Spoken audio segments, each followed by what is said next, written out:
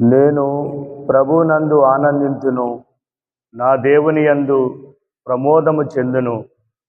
అతడు నాకు రక్షణమును వస్త్రములను తొడిగించెను. నేను ఆభరణములు తాల్చిన వధువు వలె ఒప్పితిని. పితా పుత్ర పవిత్రాత్మ నామమున మన ప్రభు అయిన యేసుక్రీస్తు కృప, సర్వేశ్వరుని ప్రేమ, పవిత్రాత్మ సహకారము మీ అందరితో ఉండునుగాక.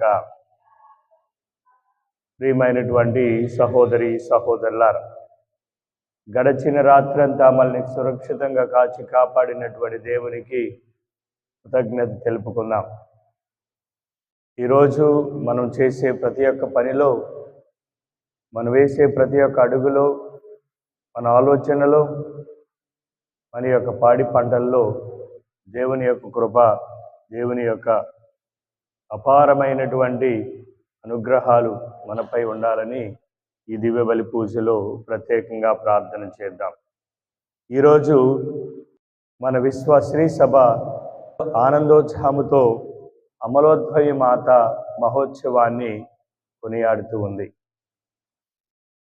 మరియ తల్లి తాను పునీత అన్నమ్మ గారి గర్భమున జన్మ పాపం లేకుండా జన్మించిందని కథోలిక శ్రీ సభ విశ్వ వేద సత్యం. ఈ వేద సత్యాన్ని మనమందరము విశ్వసిస్తూ ఉన్నాం. ఈ విశ్వాస సత్యమును పూర్వము నుండి, అంటే 4వ శతాబ్దం నుండి విశ్వసిస్తున్నప్పటికీ డిసెంబర్ 8వ తేదీ 1854వ సంవత్సరములో 9వ పయస్ జగద్గురువులు ఇన్ఎఫబిలిస్ దేయుస్ అను విశ్వలేఖ ద్వారా ప్రపంచమునకు బోధించారు. అప్పటి నుండి రోమన్ కథోలిక శ్రీ సభ జన్మ పాపరహిత్వోభ మాత పండుగను డిసెంబర్ 8వ తారీఖున జరుపుకుంటున్నారు. దేవుడు తన కుమారుడు యేసుక్రీస్తు మానవ అవతారము దాల్చుటకు, మానవ జాతిని రక్షించు నిమిత్తము పవిత్ర కన్య అయిను మరియను ప్రారంభ దశ నుండియే జన్మ పాపము అంటకుండా కలుగ చేశారని మన తల్లి అయిన శ్రీ సభ మనకి బోధిస్తూ ఉంది.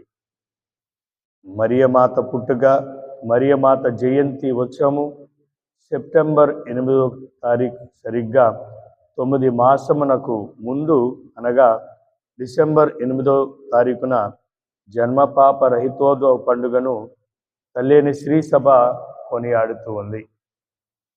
మరియ తల్లిని జన్మపాపము నుండి దేవుడే తన కుమారుని కొరకు విడుదల చేశారు. తన జననమునకు ముందే ఆమె రక్షణ కార్యములో పాల్గొంది. అందుకే మరియ లూకాసు వార్త 1వ అధ్యాయము 47లో ఇలా పలుకుతుంది: లోక సృష్టికి పూర్వమే ప్రభు దేవుడు మరియను సుతుడైన సర్వేశ్వరునికి తల్లిగాను, పితైన సర్వేశ్వరునికి ప్రియపుత్రికగాను, పవిత్రాత్మ సర్వేశ్వరునికి స్నేహితురాలుగాను ఎన్నుకొని ఆమెను జన్మపాపము సోకకుండానే ఉద్భవింపచేసెను. ఈ యొక్క పండుగను మనము సంతోషంతో, ఉత్సాహంతో కొనియాడుతూ, మరియ తల్లి ఏ విధంగా అయితే